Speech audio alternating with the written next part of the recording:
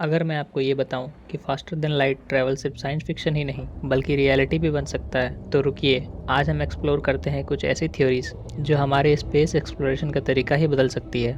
Welcome to nebula nerve, जहां हम space की वंडर्स को एक्सप्लोर करते हैं। आज हम बात करेंगे उन माइंड बेंडिंग कॉन्सेप्ट के बारे में जो फास्टर देन लाइट ट्रैवल को एक रियलिटी बना सकता है। हमने कई सालों तक तारों की तरफ देखा है, सोचकर कि वो हमसे काफ़ी दूर है, जैसे प्रॉक्सिमा सेंचुरी जो हमसे 40 ट्रिलियन किलोमीटर दूर है। हमारी फास्टेस्ट स्पेसक्राफ्ट के साथ भी उस तक पहुंचने में 10,000 साल लगेंगे। तो हम कैसे ज़्यादा तेज़ी से वहां पहुंच सकते हैं, चलिए इसको समझते हैं। लाइट जो है वो 3 लाख किलोमीटर पर सेकंड की स्पीड से ट्रैवल करती है। ये यूनिवर्स की अल्टीमेट स्पीड लिमिट है, लेकिन अगर हम इस रूल को थोड़ा बेंड कर सकते हैं तो कुछ साइंटिस्ट्स का मानना है कि ये मुमकिन हो सकता है। आइंस्टीन के थियोरी ऑफ रिलेटिविटी ने स्पेस और टाइम को समझाने का तरीका ही बदल दिया। उनकी फेमस इक्वेशन के मुताबिक जैसे ही आप स्पीड ऑफ लाइट के पास पहुंचने लगते हो, आपका एनर्जी और मास इन्फिनिटिवली बढ़ता है। ये लगता है कि faster than light travel impossible है, या फिर नहीं। अब आते हैं वार्प ड्राइव के कॉन्सेप्ट पर। यह थियोरी मिगेल एल्क्यूबेरी ने प्रपोज की थी और इसका कहना है कि हम स्पेस में मूव नहीं करेंगे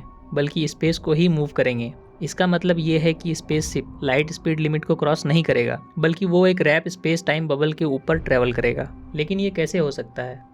इस वार्प ड्राइव को चलाने के लिए साइंटिस्ट को कुछ चीज़ चाहिए होती है जिसे नेगेटिव एनर्जी कहते हैं, लेकिन ये अभी तक सिर्फ एक थ्योरेटिकल आइडिया है। तो क्या ये पॉसिबल हो सकता है? नेगेटिव एनर्जी एक ऐसी चीज़ है जो आपको थोड़ी साइंस फिक्शन फिल्म जैसी लगती है, लेकिन कुछ एक्सपेरिमेंट से ये पता चल रहा है कि ये चीज़ें एक्चुअल में एग्जिस्ट कर सकती हैं। अगर ये सच है तो हम वार्प ड्राइव को पावर कर सकते हैं।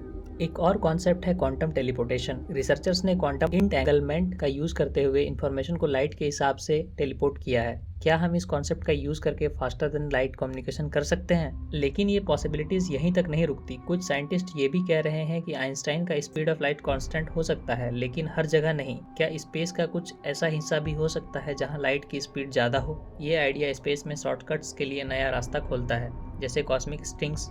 ये एक हाइपोथेटिकल स्ट्रक्चर है जो फास्टर ट्रैवल के लिए काफ़ी मददगार हो सकता है। सोचिए, एक दिन हम पूरे यूनिवर्स को सिर्फ कुछ ही समय में ट्रैवल कर सकते हैं। ये सब अभी भी स्पेक्युलेटिव है, लेकिन साइंस हर दिन नए ब्रेक थ्रूज दे रही है। अगला बड़ा स्टेप हो सकता है जो हमारी स्पेस एक्सप्लोरेशन को बिल्कुल नई डायरेक्शन दे सकता है। तो दोस्तों, इस कॉस्मिक जर्नी में हमारे साथ होने के लिए थैंक्स। अगर आपको ये वीडियो अच्छा लगा हो तो लाइक कीजिए, अपने फ्रेंड्स के साथ शेयर कीजिए और नेबुला नर्व को सब्सक्राइब करके स्पेस की और ऐसी मिस्ट्रीज को एक्सप्लोर करते रहिए।